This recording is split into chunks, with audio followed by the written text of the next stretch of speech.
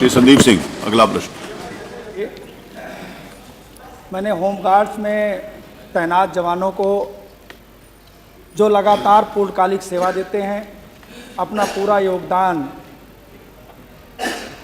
हमारे सरकार को, प्रदेश को देने का काम करते हैं, उनके लिए मैंने माननीय मंत्री जी से कुछ जानने का प्रयास किया था कि जिस तरह से हमारे पुलिस के साथियों को न्यूनतम वेतनमान जो 28,000 से शुरू होकर 60,000 तक है, क्या माननीय मंत्री जी उन होमगार्ड्स के जवानों की पूर्णकालिक सेवा को देखते हुए उनके वेतनमान पर विचार करने का प्रयास करेंगे? उनका एक वही पुराना जवाब कि मैं इतना देता हूं।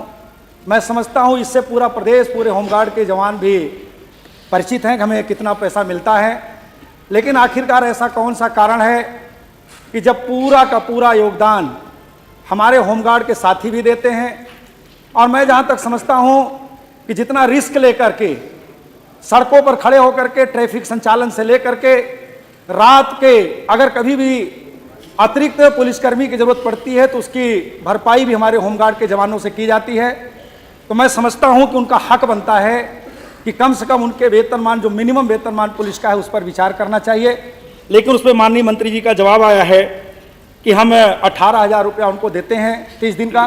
तो माननीय ना उनको कोई मेडिकल क्लेम मिलता है और इंश्योरेंस के भी क्षेत्र में, जबकि अगर कभी ट्रैफिक चौराहे पर मैनेजमेंट करना होता है तो शायद सबसे पहले गाड़ियों को हाथ देने का काम, रोकने का काम, मैनेजमेंट करने का काम हमारे होमगार्ड के साथी ही करते हैं। तो मैं समझता हूं कि इंश्योरेंस में भी उन पर निश्चित रूप से विचार करना चाहिए। उनको 2 लाख रुपया और हमारे पुलिस के साथियों को 25 लाख रुपया मिलता है।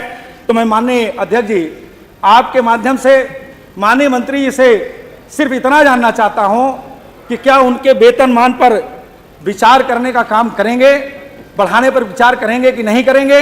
दूसरा, जो उनको कोई मेडिकल क्लेम नहीं मिलता, वो कम पैसे भी पाते हैं, कोई उनके परिवार को भी क्लेम नहीं मिलता, कोई मेडिकल के इलाज की सुविधा नहीं है, क्या उस पर उनको और उनके परिवार को मेडिकल क्लेम देने, मेडिकल की सुविधा देने पर विचार करेंगे?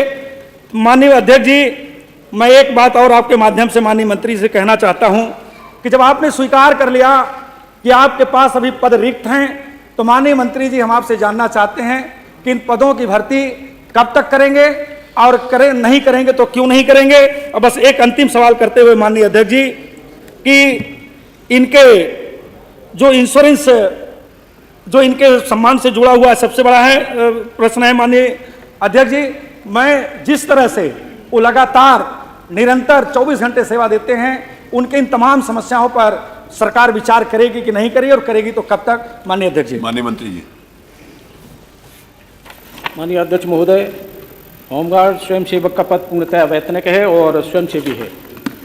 जितने ड्यूटी करते हैं उनका दैनिक भत्ता दिया जाता है। 17 में जब माननीय मुख्यमंत्री जी के नेतृत्व में सरकार बनी, प्रथम बार फिर भी हमारे माननीय मुख्यमंत्री जी ने चिंता की और प्रथम बार 27/8/2018 में, जब उससे पहले 375 रुपये मिलते थे, उनको 125 रुपये बढ़ा करके 500 रुपये प्रतिदिन किया।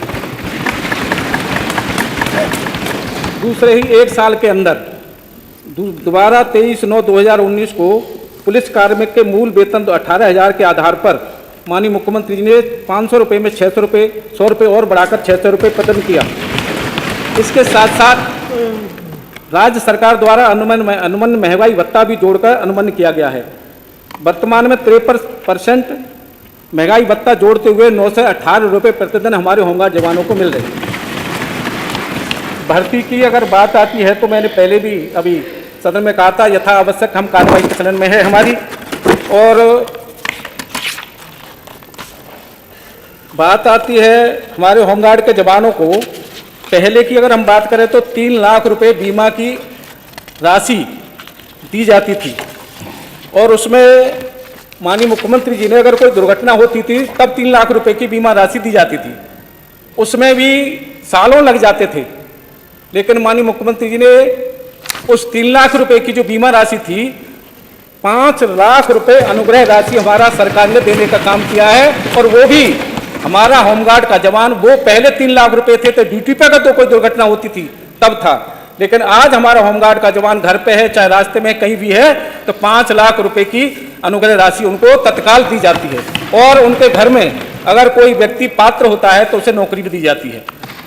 साथ ही हमने उनको बैंकों से टाई अप किया है, बैंकों से टाई अप करके 5 लाख रुपए की सरकार की अनुग्रह राशि और 25 लाख रुपए से लेकर के 40 लाख रुपए तक हमारी बैंक देती है और हमारे होमगार्ड का जवान का 1 रुपया भी उसमें कहीं कटता नहीं है।